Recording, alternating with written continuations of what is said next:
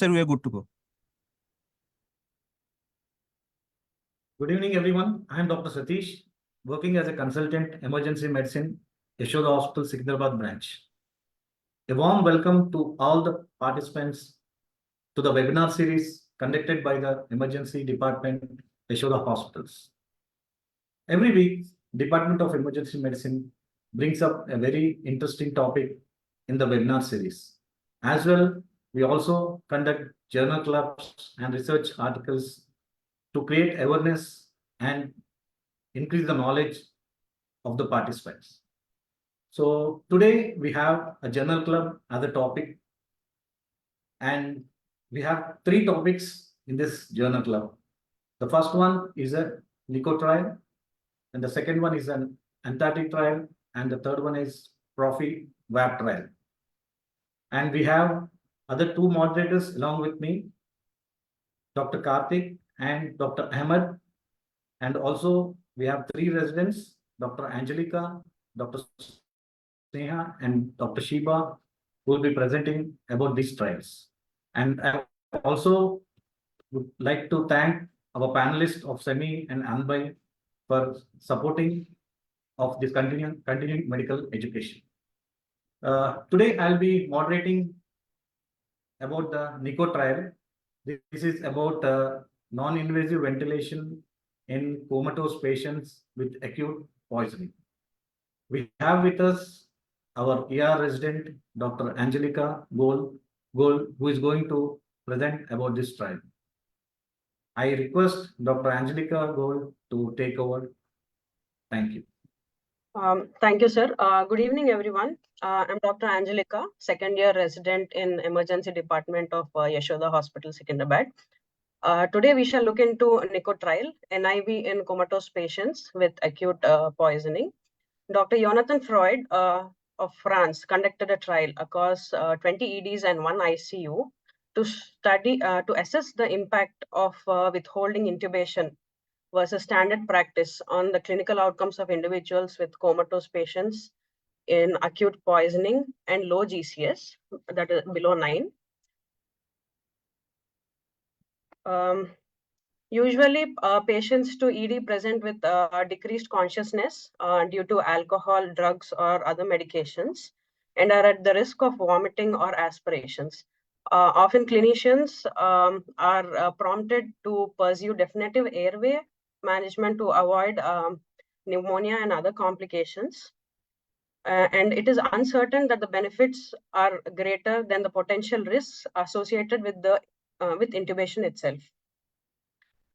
So the clinical question we'll be looking at here is, in patients suspected with acute poisoning and low GCS, is the conservative airway strategy of withholding intubation associated with a reduction in length of ICU stays, reduction in death, length of ICU stays, and hospital stays compared with routine practice of intubation. So the study was a multi-center, unblinded, and randomized parallel group clinical trial conducted on comatose patients with suspected poisoning and a low GCS of 9. It took place in France between May 21 and May 23. There were 20 EDs and 1 ICU across France who were participating in this trial. And the patients were randomly assigned in a ratio of 1:1 into control and intervention group. And this randomization took place among the wards and the ICUs. So in the control group, the intubation was left to the discretion of the treating ER physicians, in the control group, the intubation was left to the discretion of the ER physician, while in the intervention group, intubation was withheld unless there was a definitive cause of intubation. Example, like if the patient had a respiratory distress, or he was undergoing a seizure activity or vomitings, or there was a shock, the patient had BP less than 90, his systolic BP was less than 90 mmHg, even after 1 liter of fluid resuscitation. So the inclusion criteria included adults greater than or equal to age of 18 with a clinical suspicion of acute poisoning and decreased level of consciousness, GCS being less than 9. Exclusion criteria included pregnant females and those in need for immediate tracheal intubations who had signs of respiratory distress or any suspicion of brain injury, seizure or shock. Any suspicion of cardiotropic drug poisoning like beta blockers or calcium channel blockers or ACE enzyme inhibitor intoxications. Intoxication with a single toxic substance that could be reversed like opioids or benzodiazepines, or incarcerated or involuntarily detained patients. So the study mainly included patients with a mean age of 33 years, of which 38% were females and with a median GCS of 6. And in this trial, alcohol was the main implicated toxin in 66% of the cases. The outcomes of interest primarily in this trial was a hierarchical composite endpoint of in-hospital death, length of ICU stay, and length of hospital stay. And the secondary outcomes that were taken into consideration were the proportion of patients receiving mechanical ventilation and the number of days the patient stayed receiving mechanical ventilation and the number of patients admitted to the ICU and the proportion of patients that had rapid onset pneumonia and also the adverse effects along with the intubation. The results were analyzed in 225 patients, out of which 116 were in the intervention group, which had a 16% rate of intubation, and 109 patients in the control group, which had a 58% rate of intubation. And no in-hospital deaths were seen in both the groups. The hierarchical composite primary endpoint was improved in intervention group as compared with the control group. As you can see in the table, in the control group, the ICU admissions are 66% compared to the intervention group, which is less by 20%. And the median length of ICU stay and length of hospital stay is less than 24 hours in the intervention group. And the length of stay for mechanical ventilation is also improved in the intervention group. And even the occurrence of pneumonia and the adverse effects are less in intervention group as compared to the control group. So the strengths of this study is it is the only randomized control trial till date comparing the comparing conservative to standard practice of intubation in patients with decreased GCS. And this randomization is performed appropriately to avoid bias, and it is a multi-center increasing external validity, and it clinically asks an important question. Groups are well balanced at the baseline, and this also is the only trial where even though patients were comatose with acute poisoning, there was no gastric evacuation or gastric or charcoal evacuation was done. And in this trial, there is the absolute reduction of 7.8% of risk of pneumonia and an absolute reduction risk of 12.2% of first pass failure. Limitations would include, as this is an unblinded study, it could lead to a Hawthorne effect that may have influenced the physician's behavior on the decision to intubate the patient or not. The primary outcome is driven by the length of ICU stay rather than the patient-oriented outcome. And it is limited to a single country, and it excludes pregnancy, whereas the risk of emesis is increased due to gravid uterus. And alcohol was the only implicated substance in majority of the patients. And the monitoring strategy of these patients of not intubating remains unclear. So take-home message here would be among comatose patients with suspected acute poisoning, A conservative strategy of withholding intubation was associated with greater clinical benefits for the composite endpoint of in-hospital death, length of ICU stays, and length of hospital stay, and the adverse effects of intubation itself. So doing less might be actually doing more for such patients. Thank you, sir.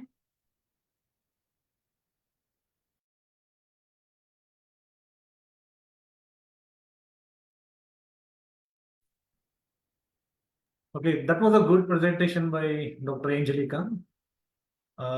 It is a normal common practice, like whenever we come across a patient with low GCS below 9, we tend to intubate the patient and we try to mechanically ventilate, which has got its own complications and implications.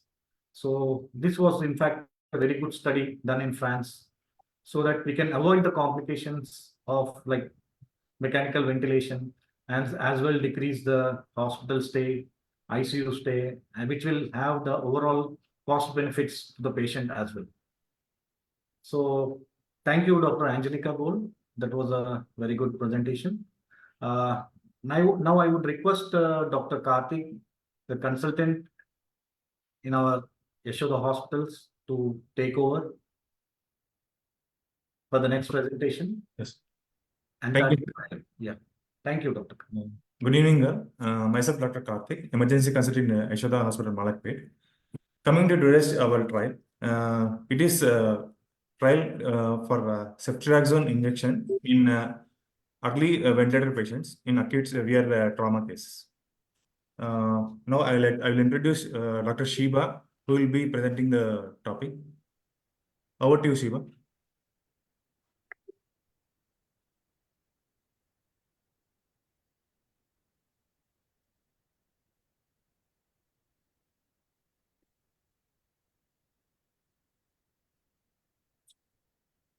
Sheeba?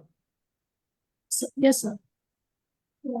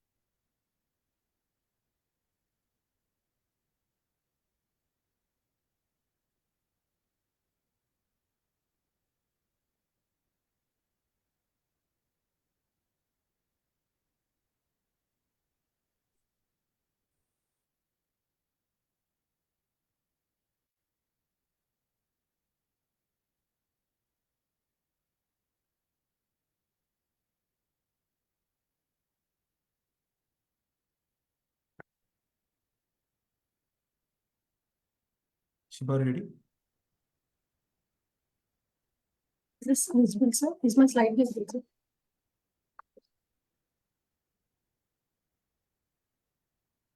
Sir, is my slide visible, sir?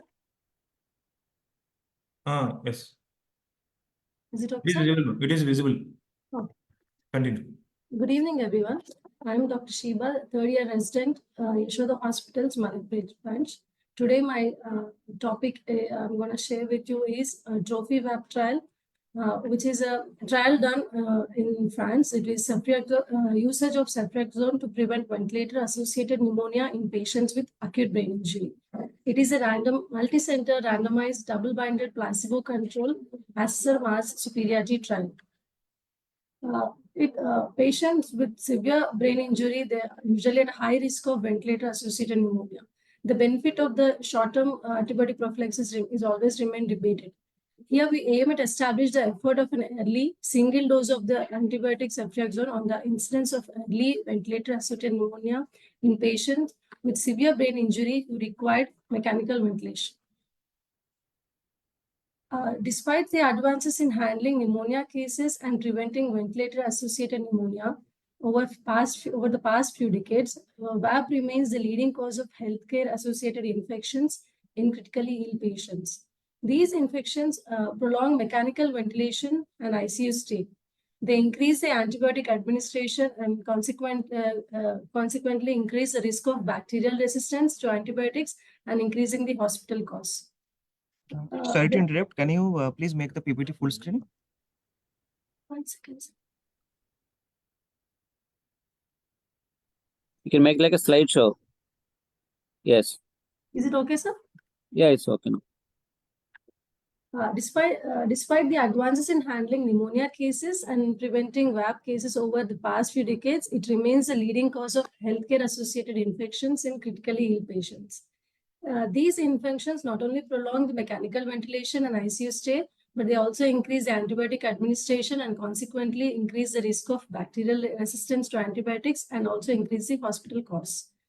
The high risk of ventilator-associated pneumonia in acute brain injury is attributable to a frequent aspiration of microorganisms from the oropharynx before the tracheal intubation, occurrence of immune depression within the first week following the brain injury. Early VAP also alters the neurological outcomes in patients with acute brain injury. The prevention of VAP includes prolonged intravenous antibiotic prophylaxis combined with selective oropharyngeal and digestive tract decontamination. However, few studies have limitations that lack of randomization and lack of masking of caregivers or ventilator-associated pneumonia assessors to the assigned intervention. Although most of these studies show decreased risk of early VAP, none demonstrated any other benefit on length of stay or mortality. Previous trial results, they have conducted a study from Jan 1st, 1995 to September 5th, 2023. In these, there were these studies reported a risk of early VAP, reduced risk of early VAP in patients with brain injury after IV antibiotic prophylaxis following tracheal intubation. A few studies were randomized and intravenous prophylaxis were administered for 2 to 5 days. And there was one other study which shows the efficacy of single administration of ceftriaxone. As there was no conducted randomized control trials have been reported, this preventive measure alone is still not recommended by international guidelines. Now the added thing is Profy trial provides the first evidence for efficacy and safety of an early single injection of ceftriaxone, single dose of ceftriaxone without selective oropharyngeal or selective digestive tract decontamination to prevent early VAP and in patients with acute brain injury. The incidence of VAP was lower in ceftriaxone group and than in the placebo group. Antibiotic prophylaxis also decreased exposure to antibiotics, decreased the time in hospitals and also in ICU, and increased survival at day 28 without any local or systemic side effects during the ICU stay.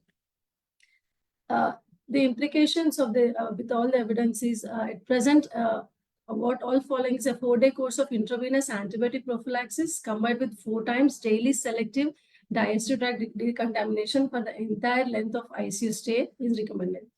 By reducing the VAP in acute brain injury patients, secondary cerebral insults that lead to worsening of brain damage and outcomes can also be reduced. This study is a multi-center, randomized, double-blinded, placebo-controlled and assessor-masked trial, which was conducted in 9 ICUs from 8 different universities in France. It was conducted from October 14, 2015 to May 27, 2020 and was published in Jan 2024. When the study was conducted, a total of 2,230 participants were selected, but then after multiplication or filtration, it is 345 patients were randomly assigned to receive ceftriaxone or placebo, out of which 319 were included in the analysis. In this, 162 in the ceftriaxone group and 157 in the placebo group. The patients were randomly assigned by means of secure web-based randomization system. It was stratified by center and severity of unconsciousness at time of inclusion. The GCS is less than or equal to 8 or more than 8 to account for differences in patient treatment. The sequence was computer generated by a statistician not involved in recruitment using variable block sizes. Patients, healthcare providers, assessors, and the study statistician were all masked to the allocation group. The inclusion criteria is GCS less than or equal to 12, adults adults more than or equal to 18 years of age of both sexes and all ethnic groups. Patients who are predicted to require mechanical ventilation in the next 48 hours after head trauma or stroke or SH. Exclusion criteria is coma due to any other causes like tumor or infectious disease, due to cardiac arrest, any high risk of death within the first 48 hours after admission, patient with ongoing antibiotic treatment, any previous hospitalization within the past month, antibiotic prophylaxis expected within the first 24 hours after randomization, patient with tracheal intubation by nasal route or with subglottic secretion drainage or with mechanical ventilation through tracheostomy. Or if the patient has any contraindication to beta-lactams or family or patient refusal, or if the patient is participating in other trial. These are all the exclusion criteria. Here in the intervention, the enrolled patients have received a single dose of ceftriaxone 2 gram, 30 minutes intravenous administration of either ceftriaxone 2 gram or normal saline. Patients, they were assigned by ICU physician several times a day until day 28 during the ICU stay for VAP occurrence. To confirm the reported clinical ventilator-associated pneumonia, the events were defined in a standardized approach using American Thoracic Society, which rely on these factors, either any of the two, either clinical, radiological, and microbiological criteria occurring at least 48 hours after the start of mechanical ventilation. Clinical criteria include fever, it might be hypothermia more than 38 or hypo less than 36, and respiratory tract radiological criteria include consolidation, either new or previous one. Microbiological criteria includes any cell count, any cultures at least 10,000 cubic centimeters per 10 ml of blood, either from the fibroscopy, bronchial as well, lavage, or endotracheal secretion. It has two outcomes, primary or secondary outcome. Primary outcome is a proportion of patients developing early VAP from the 2nd to the 7th day of mechanical ventilation using the ATS definition. Secondary outcomes is done at the discharge from ICU or at the day 28 if the patient was still in ICU. It includes proportion of patients developing late VAP, that is after 7 days after tracheal intubation, ventilator-associated pneumonia regardless of the time of occurrence, or type of microorganism induced ventilator-associated pneumonia. These are all calculated at the secondary outcome. These are secondary outcomes were also done at day 60, which includes exposure till ICU and hospital, any neurological outcomes according to Glasgow Coma Scale or modified Rankin Scale, and also mortality.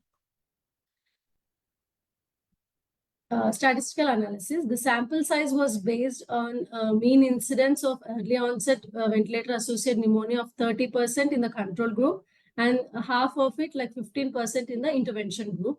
The study power of about 90%. It has a two-sided type 1 error of 5%. This shows the cumulative incidence of either early or late, all cases of ventilator-associated pneumonia. In the first one, there is a with cumulative incidence with the use of placebo and ceftriaxone, the duration of hospital stay is gradually is depicted on the x-axis. It is decreasing with the ceftriaxone.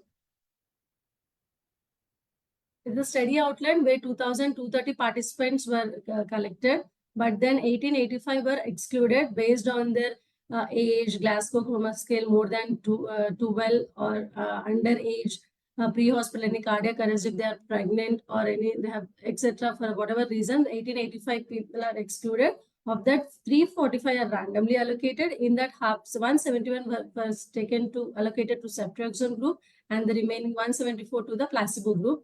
In them also a few were withdrawn. And at the end, 162 analyzed in the ceftriaxone group, who were given 2 grams of ceftriaxone at a single dose, and 157 analyzed in the placebo group, who received a normal saline. This study has included patients with acute brain injury with the possibility of ventilator-associated pneumonia. They chosen ceftriaxone as a prophylactic antibiotic, which is a third generation cephalosporin with a spectrum effective against targeted microorganisms and a long half-life enabling efficacy for 24 hours without redosing. For the first time, administration of a single dose of ceftriaxone without associated selective oropharyngeal decontamination or selective digestive tract decontamination reduce exposure to mechanical ventilation, antibiotics, hospital and ICU stay, and also mortality in addition to also prevention of ventilator-associated pneumonia. This is a list of the organisms which have microbial documentation from the people participating in it. A few of them have Haemophilus, influenza, Klebsiella, Escherichia, Pseudomonas, etc., and gram-positive ones like Staph aureus, Staphylococcus, and Streptococcus pneumonia. Like any other trial, it also has some limitations, which are implementation of recommendation measures for VAP prevention was not monitored. The protocol was not designed to monitor any modification of the digestive microbiota. It did not study the impact of early administration of ceftriaxone on the occurrence of healthcare-associated infections other than VAP, non-ventilated pneumonia cases, and also treatment binding procedure was not performed in the pharmacy. It was done by the nurses at the bedside. Adjunction committee that reviewed all suspected cases of VAP was not independent. To conclude the trial, in the patients with acute brain injury, a single dose of ceftriaxone decreased the risk of early VAP. On the basis of findings, a single dose of ceftriaxone can be included in all the bundles for the prevention of ventilator-associated pneumonia in patients with acute brain injury who require mechanical ventilation. It is associated with a decreased antibiotic and mechanical ventilation exposure, mortality at the day 28, decreased ICU and hospital stay. Thank you all for giving me this opportunity. Thank you, Dr. Sheeba. That is very nice presentation. I'd like to hand over to Dr. Ahmed, sir.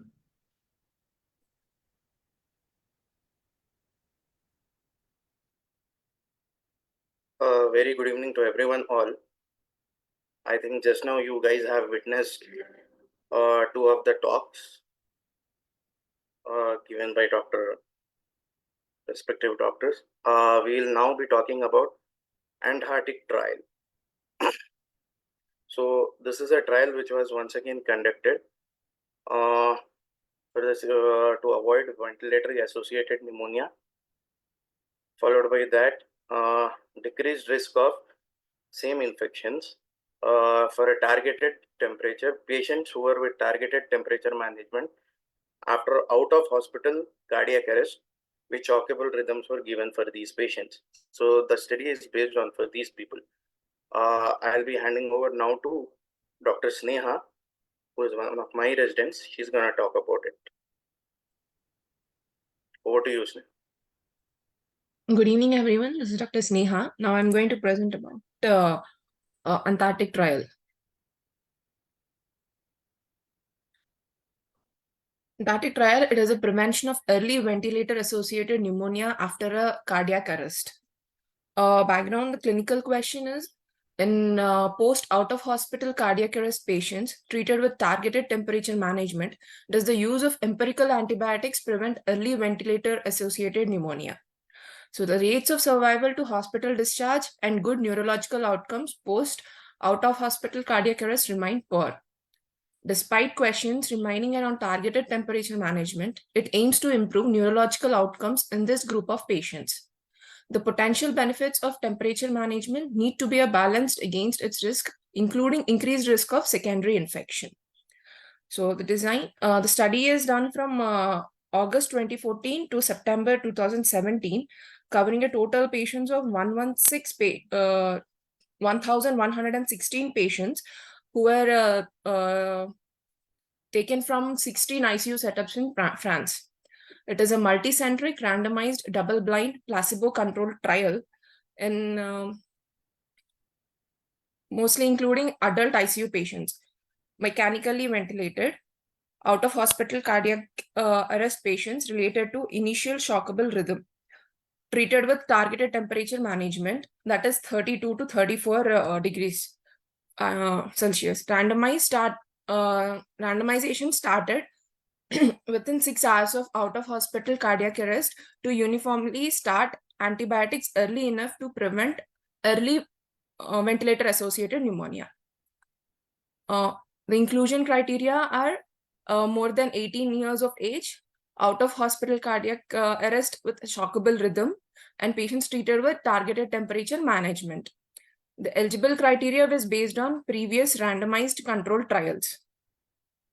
Coming to the exclusion criteria, they are out-of-hospital cardiac arrest with a non-shockable rhythm, in-hospital cardiac arrest, ongoing pneumonia or gross aspiration identified at confirmed by the presence of lung infiltrates on chest X-ray at the admission, pregnancy, and previous lung disease precluding accurate interpretation of chest X-ray, extracorporeal life support, ongoing antibiotic therapy or during the week before the admission, moribund status, and participation in another trial within the previous 30 days. So the interventions are: patients in the antibiotic group received a 2-day antibiotic therapy with amoxicillin and clavulanate at the dose of 1 gram and 200 mg respectively, with 3 injections per the day. Patients in control group received saline at the same frequency, that is 3 injections per day for 2 days. Targeted temperature management was maintained at 32 to 34 degrees Celsius for about 24 to 36 hours, and body temperature was monitored hourly. All patients who had a secondary infection received a curative antibiotic therapy according to the local guidelines. So outcomes are daily during the ICU stay, patients were evaluated for nosocomial infections, especially ventilator-associated pneumonia. Patients' vital status and scores on the cerebral performance category scale were followed during 12 months, like from 3 months, 6 months, and 12 months.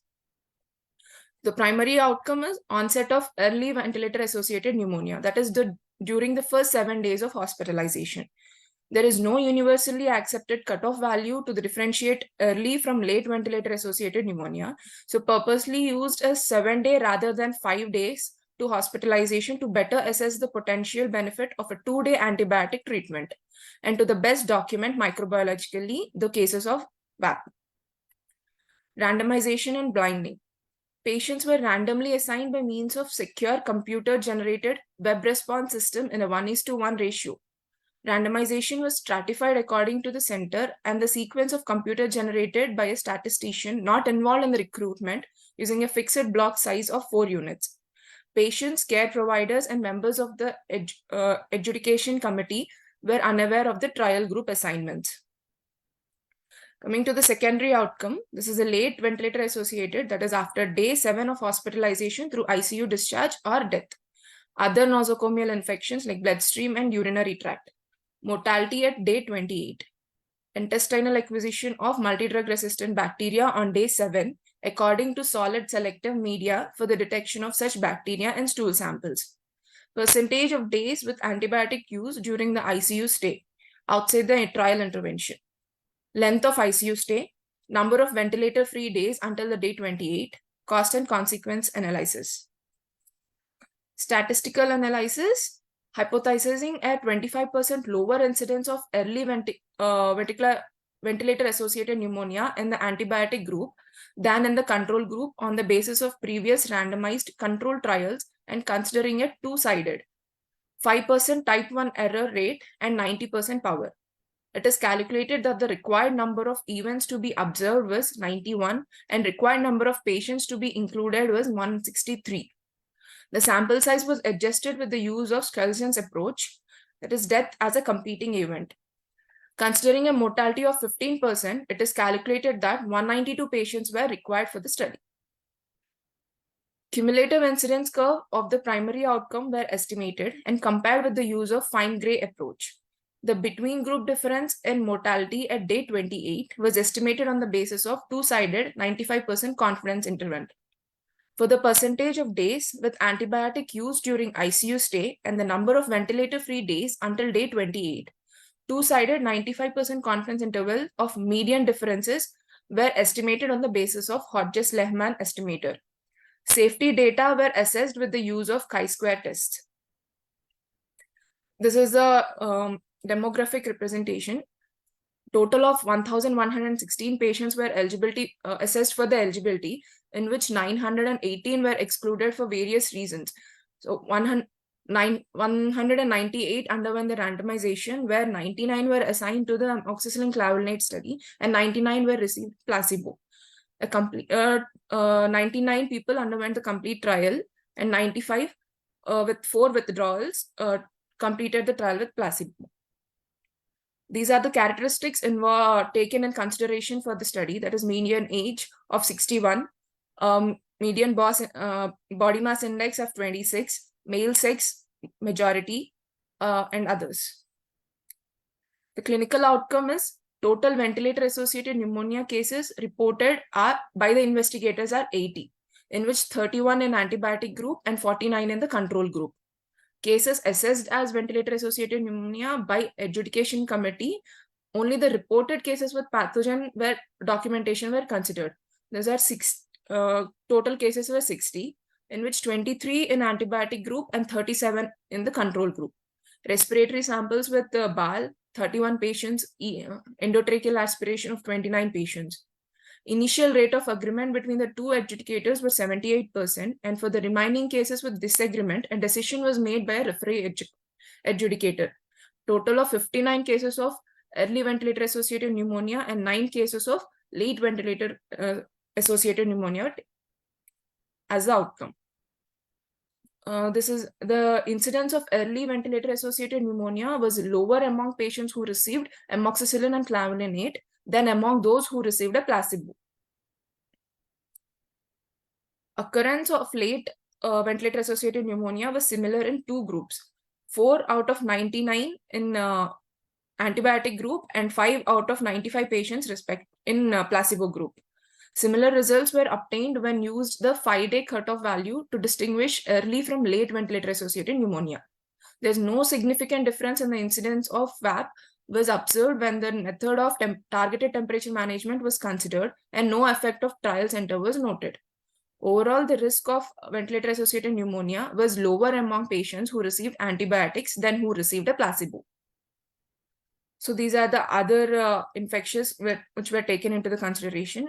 Catheter-related bloodstream infection, urinary tract infections, and others. The median percentage of days with antibiotic use during the ICU stay tended to be lower in the antibiotic group than in the control group. That is 23% in antibiotic versus 50% in the control group. The trial procedure did not significantly influence the median number of ventilator-free days. That is 21 in antibiotic group and 19 in placebo group. The median ICU length of stay did not differ significantly between 2 groups, regardless of whether patients were discharged 5 in antibiotic and 8 days in placebo group, or had died. That is 7 and 7 in both the groups. Mortality at day 28 was 39% and did not differ significantly between the 2 groups. 41% in antibiotic group and 37% in control group. No death was attributed to VAP or sepsis. More than half patients who were enrolled had a good neurological outcome on day 28. These are the microbiological findings. In control group, the majority being with microorganisms detected were Haemophilus influenza and Escherichia coli.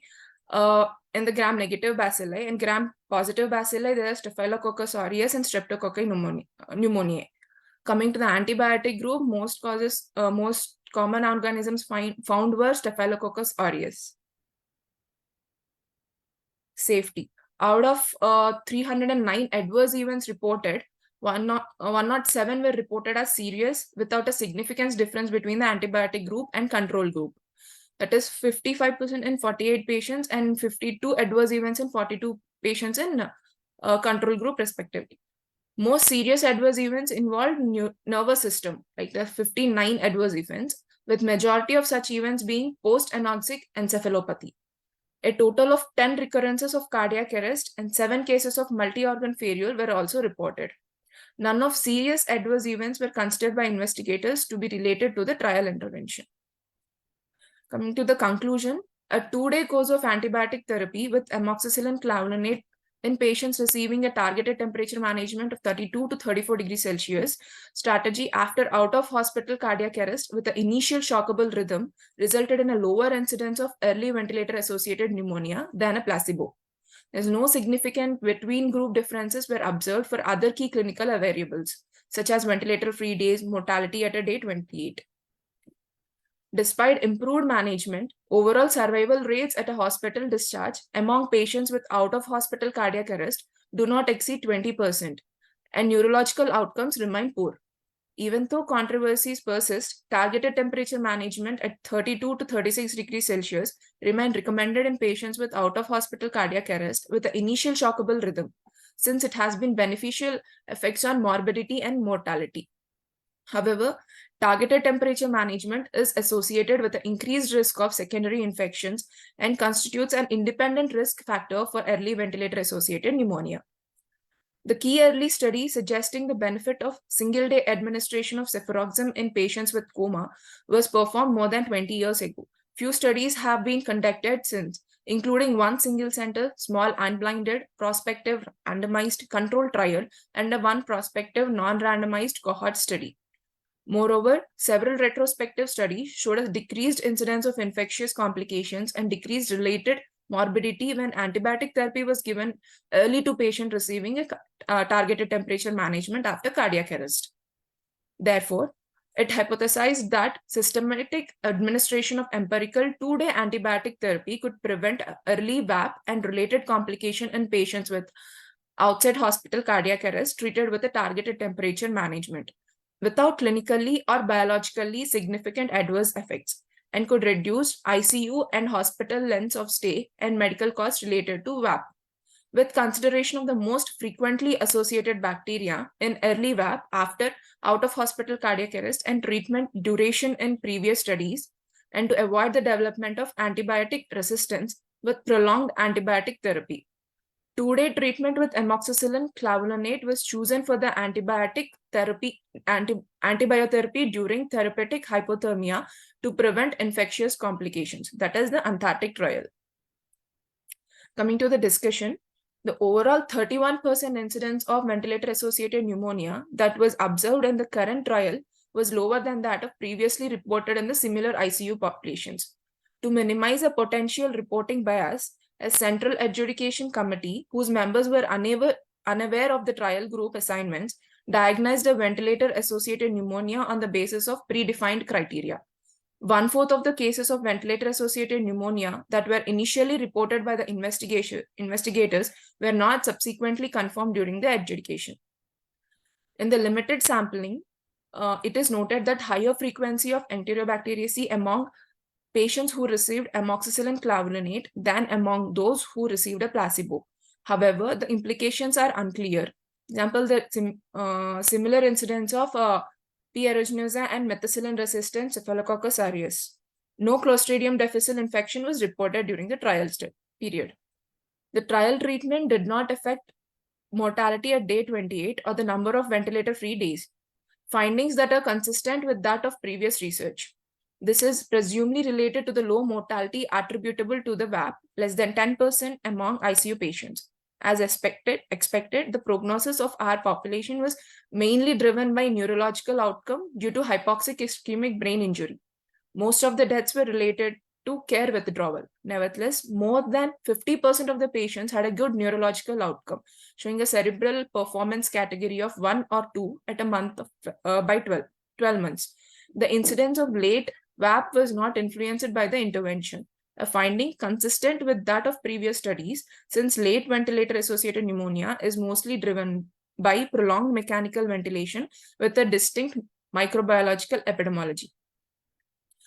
Coming to the limitations, even if risk factors for the development of VAP are not related to initial rhythm, study could not extend the benefit of the trial treatment to the patients with an in-hospital cardiac arrest or outside hospital cardiac arrest with a non-shockable rhythm.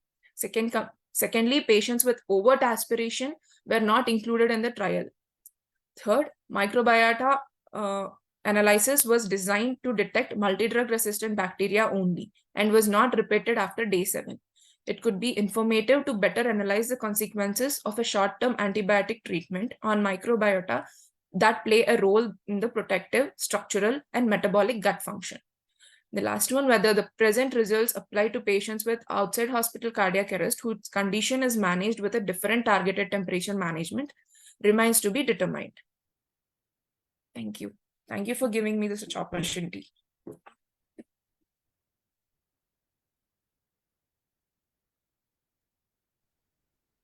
Well, thank you, Dr. Sneha. It was quite a brilliant, enlightening talk which was given by you.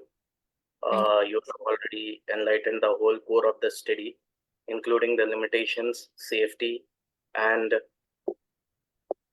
the take-home points for this trial. Okay, so any doubts or anything? Please let me know your queries.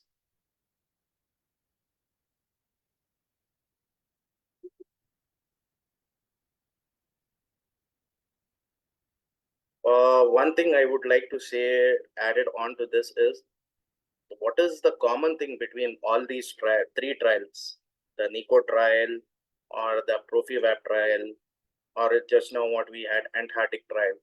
All of these three trials were conducted in France itself. So the most common thing is it was conducted in France, and Nico trial is still ongoing. We are still taking the inputs for that, followed by Antarctic trial was previously done, as discussed by the doctor. It was done 20 years back. And yeah, for Profy VAP trial, it is given for injection ceftriaxone to prevent early VAP.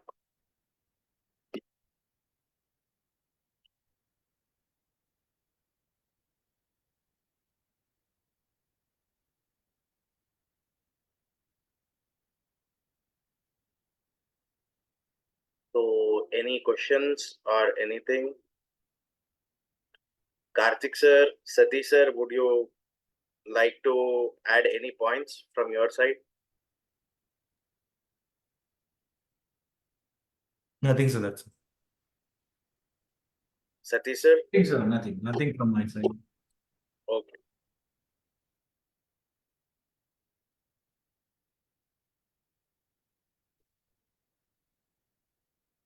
So, any questions from the audience?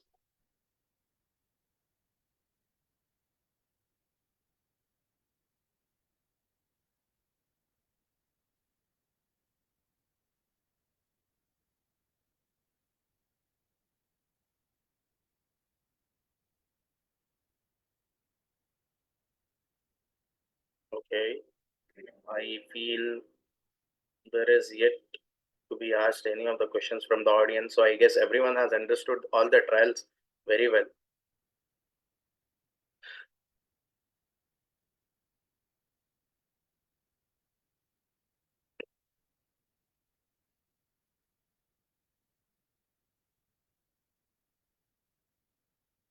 Okay.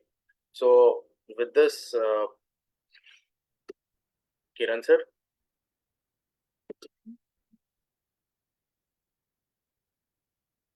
Yeah, Ahmed, if no questions are there, Yeah, sir. no questions, so we can conclude the session. Okay, sir. Fine. Okay. With this, I would thank all of the participants who have come down, and I would like to thank all our speakers and all our moderators who have taken out their time and given to this precious talk. I would also like to thank Semi and Srinath sir, followed by Kiran Varma sir, followed by Sowjanya ma'am and Raghu Kondle sir, Vinith sir, for giving all of us this opportunity to talk on behalf of this. I would like to conclude this session. Thank you all. Thank you for joining with us. Thank you.